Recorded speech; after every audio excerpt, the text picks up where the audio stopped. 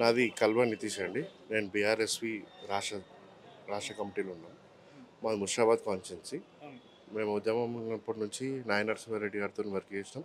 ఇప్పుడు మన రాష్ట్ర అధ్యక్షులు బీఆర్ఎస్వి గెలుసినతో బాగా యాక్టివ్ పనిచేస్తున్నాం. ఎట్లా ఉంది కాంగ్రెస్ ప్రభుత్వం? 1.5 ఇయర్ అవుతా ఉంది. మంచిగా ప్రజాపాలన చేస్తున్నామంటుంది.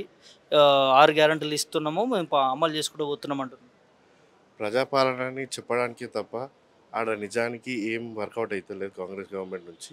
ఎందుకంటే ఫస్ట్ రోజు గులగొట్టింది అని చెప్పి ప్రగతి భవన్ చేసింది. అప్పటి నుంచి ఇప్పటి వరకు ఒక్క కార్యక్రమం ప్రజలకు అందేది లేదు. ఇంకా పైగా మన బీఆర్ఎస్ ప్రభుత్వంలో ఉన్న పథకాలని కరెక్ట్గా అందించలేకపోతున్న వేస్ట్ గవర్నమెంట్ ఈ కాంగ్రెస్ గవర్నమెంట్. ఇంకా పెద్ద పెద్ద మాటలు మాట్లాడి మన స్పాల్ టైగర్ రేవంత్ రెడ్డి కూడా ఇవన్నీ ఎన్నో చేసినట్టు మాట్లాడతారు, కానీ నిజానికి చెప్పాలంటే ఒక్కటి కూడా పబ్లిక్లో పోతలేదు. పబ్లిక్ అంతా మొత్తం చాలా ఎట్లున్నారంటే ఈ ప్రభుత్వం ఎప్పుడు పడిపోతుంది, మనం మళ్ళీ బీఆర్ఎస్ ప్రభుత్వాన్ని ఎప్పుడు తెచ్చుకుందామన్న ఆశతోని పబ్లిక్ చూస్తూ ఉన్నారు. ఇక వీళ్ళది ఇంతకుముందు కూడా కుటుంబ పాలన అంటే ఏ అధికారం లేని వీళ్ళ బ్రదర్స్ అందరూ డైరెక్ట్ పెద్ద పెద్ద మీటింగ్లకు పోయి కాన్వేలు పెట్టుకొని పోలీస్ అధికారులను పెట్టుకొని అందరి అధికారులను గ్రిప్లో పెట్టుకొని చాలా చాలా కార్యక్రమాలు చేయడానికి చూస్తున్నారు. ఇంతకుముందు మనం ఏం లేదు, ప్రతి ఒక్కరు ప్రజలు గెలిపించినాక మన ప్రభుత్వం ఉన్నప్పుడు ప్రజానిధులుగా మన కవితక్కని కానీ మన రామన్నని కానీ అందరు గెలిపించినాక కూడా వీళ్ళు ఎన్నో కుటుంబ పాలన అని చెప్పి విమర్శించారు. కానీ ఈరోజు ఇక్కడ కాంగ్రెస్ ప్రభుత్వం ఎప్పుడు పడిపోతుందా, మన గవర్నమెంట్ ఎప్పుడు వస్తుందా అని ప్రజలు చాలా ఆశతో చూస్తున్నారు. అంటే వీళ్ళు చెప్పేదంతా కూడా అంటే ఇప్పుడు చాలా చెప్తా ఉన్నారు. ఉద్యోగాలు ఇచ్చినాము, 50,000 ఉద్యోగాలు ఇచ్చినాము అంటున్నారు.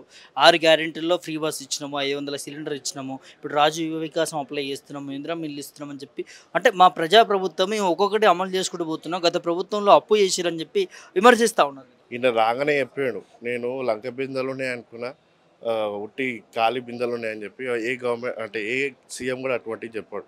నీకు పెట్టుబడులు పెట్టాలంటే మన గవర్నమెంట్ గురించి ఎప్పుడు డిస్కరేజ్ చేయదు. ఇతను ఎప్పుడు వచ్చినా కానీ మన దగ్గర ఏం అంటే మన దగ్గర ఖజానా లేదు మన మాటతోని ఈరోజు దినం ఏ రంగం చూసినా కానీ అన్నీ పడిపోయినాయి. రియల్ ఎస్టేట్ కానీ ఏదైనా కానీ అన్నీ పడిపోయినాయి. ఈరోజు ప్రజలు మామూలుగా ఈ ఈ ఫ్రీ బస్సులను మాత్రం ఒకటే చేసారు వాళ్ళు చేసింది. అది కూడా ఎవ్వరు అడగంది చేశారు. ఇంతకుముందు దళిత బంధువులు లాంటి రైతు బంధువులు లాంటివి ఉండే. రైతు బంధుది మా గవర్నమెంట్ కూడా సరి చేసుకొని కరెక్ట్ ఇద్దామని అనుకుంది ఇప్పుడు ఈసారి. అయితే ఇప్పుడు ఆ దళిత బంధుని ఏం చేసిందంటే ఈయన ఏదో దాంట్లో మొత్తం ఉన్నదాన్ని బీసీలకి ఎస్సీలకి చేద్దామని చెప్పి చెప్పిండు. కానీ దాన్ని కూడా ఎంతవరకు చేస్తాడో మనం వేచి చూద్దాం. ఎందుకంటే మొన్ననే అది చేసారు. 100% ఈ గవర్నమెంట్తో అది కూడా చేయడం సాధ్యం కాదు. అదైతే నాకైతే పక్కా నమ్మకం. నెక్స్ట్ మా గవర్నమెంటే వస్తుంది. బీసీ ఎస్టీ మైనారిటీ అందరికీ ఇక అది దేవుని తెలుసు. కానీ మేము ఇంకోటి కూడా ఏంటంటే ఈ 3 ఏళ్ళు అయితేనే పబ్లిక్ కూడా కోరుకుంటారు. ఈ 3 ఏళ్ళ తర్వాత 30 ఏళ్ళ దాకా కాంగ్రెస్ గవర్నమెంట్ అనేది ఉండదు.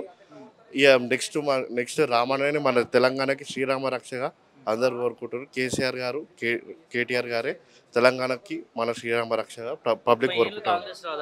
కాంగ్రెస్ వాళ్ళేమో 15 సంవత్సరాల వరకు మేము ఉంటాం. నీకు తెలిసిందే అన్న, ఇక కొత్తగా చెప్పే అవసరం లేదు. రేవంత్ రెడ్డి మాటలు చాలా పొడుగు ఉంటాయి, కానీ చేతులు మాత్రం ఆయనలాగా చాలా షార్ట్గా ఉంటాయి. ఇవన్నీ మనం ఏం చెప్పలేము, కానీ పబ్లికే చాలా వెయిట్ చేస్తూ ఉన్నారు. ఇక పబ్లిక్ చెప్పినట్టు పబ్లిక్ వెయిట్ చేస్తూ ఉన్నారు. ఎలక్షన్స్ కోసం వెయిటింగ్. ఆయన అందుకే ఇప్పుడు లోకల్ బాడీ ఎలక్షన్స్ అయినా ఏదానికైనా కానీ పెట్టడానికి భయపడుతున్నాడు. దాని అర్థం పబ్లిక్ ఆయన వైపు లేరు. ఎప్పుడు పడగొట్టాలని చూస్తున్నారు పబ్లిక్. ఎలక్షన్ కోసం waiting. We also waiting for election. ఖచ్చితంగా మా బీఆర్ఎస్ దమ్మేందో ఎలక్షన్లో చూపిస్తుంది.